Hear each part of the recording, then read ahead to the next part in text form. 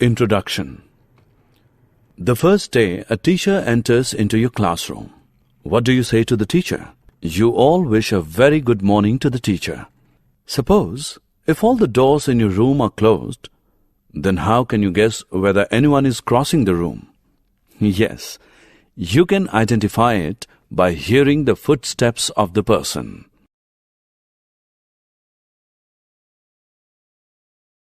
Objectives.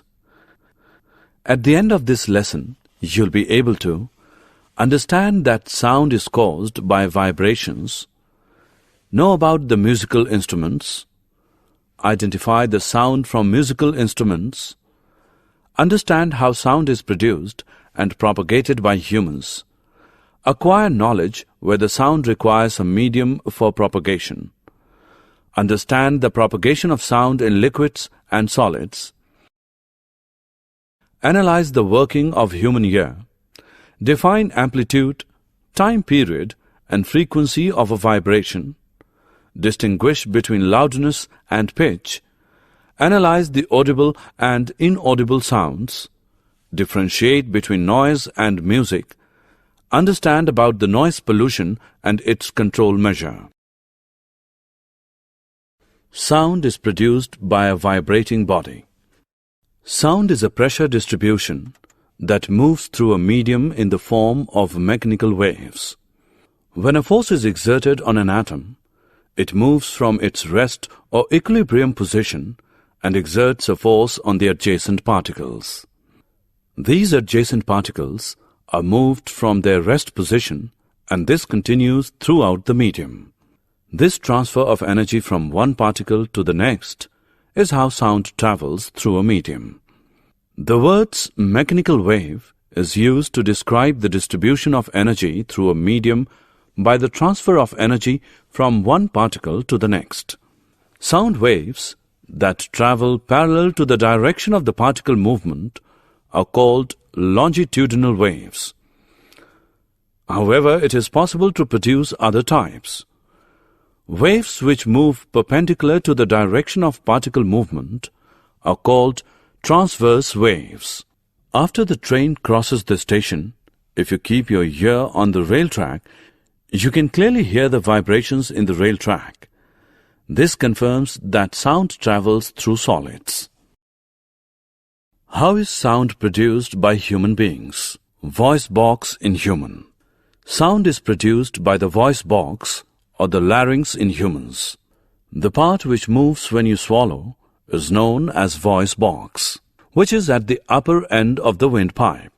Two vocal cords are stretched across the voice box. When lungs force air, vocal cords vibrate, producing sound. When the vocal cords are tight and thin, the type or quality of voice is different from that when they are loose and thick. Sound requires a medium for propagation. Place an electric bell in an air-filled jar. You can hear the sound of the electric bell which is ringing. Now suck out the air from the jar using the vacuum pump. As you suck the air out, the sound starts fainting. As all the air sucked out, the sound fully faints. This experiment confirms that a medium is required for the propagation of sound. Sound travels through solids. Ask your friend to hit the bench using a stick at one corner. Keep your ear on the bench at the other corner. As your friend hit the bench, you can hear the sound at the other corner. This confirms that sound travels through solids. Sound travels through air, gases. What you hear is the propagation of sound through air. If there is no air, we can't hear the sound inside the room. We all hear the sound of moving flight. It is due to the propagation of sound through air, gases, which reaches our ear. Sound travels through water, liquids. Place the bell in a beaker filled with water and make it sound. You can hear the sound, which confirms that sound can travel through liquids. Communication between dolphins also confirms that sound travels through liquids as well. We hear sound through our ears. The shape of the outer part of the ear is like a funnel. Sound enters and travels down a canal at the end of which a thin membrane is stretched tightly called eardrum. Sound vibrations make the eardrum vibrate, and the eardrum sends vibrations to the inner ear, and through inner ear it goes to the brain. This is how we hear sound.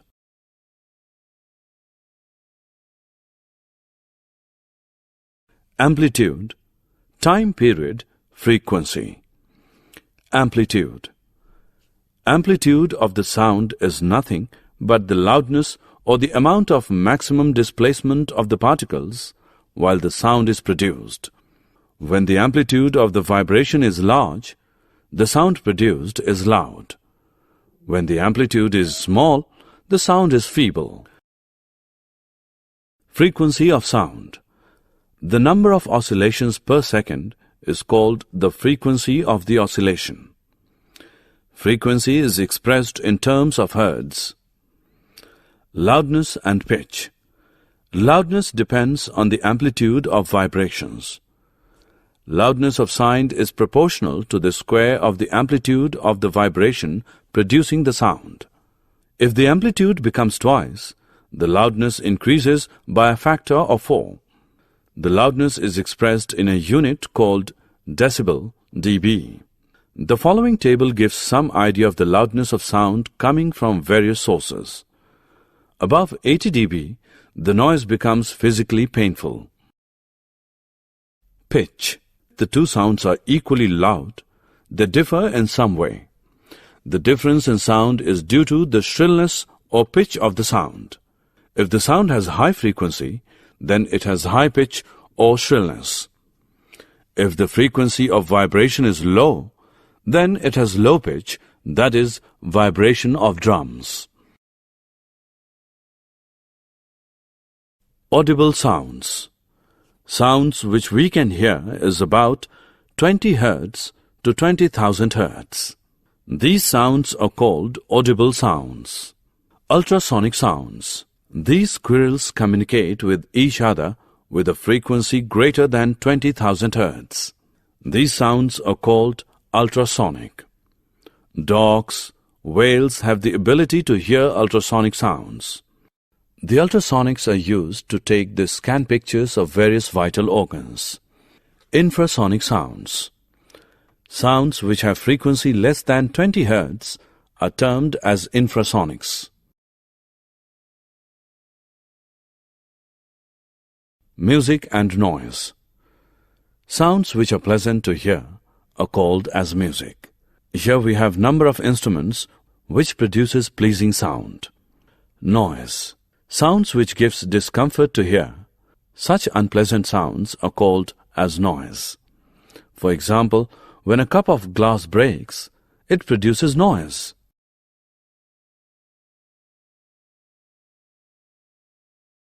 Noise pollution and its control. Presence of excessive or unwanted sounds in the environment is called noise pollution. The major cause for noise pollution is sounds of vehicles, explosions including bursting of crackers, machines, loudspeakers, etc. Television and transistor radio at high volumes, some kitchen appliances, desert coolers, air conditioners all contribute to noise pollution. Summary. Let us summarize what we have learned. Sound is produced by vibrating objects and it is carried in all directions in a medium. The to and fro or back and forth motion of an object is termed as vibration.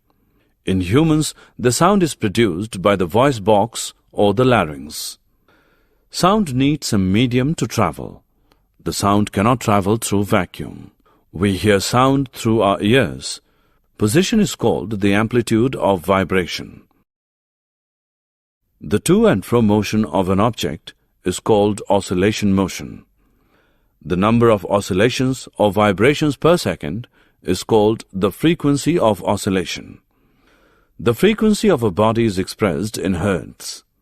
Larger the amplitude of vibration, louder is the sound. Higher the frequency of vibration, the higher is the pitch or shrill is the sound. For human ears, the range of audible frequencies is roughly from 20 to 20,000 Hz. The presence of excessive or unwanted sound in the atmosphere is called noise pollution. Major causes of noise pollution are sounds of vehicles, explosions including bursting of crackers, machines, loudspeakers, etc. Plantation on the roadside and elsewhere can reduce the noise pollution.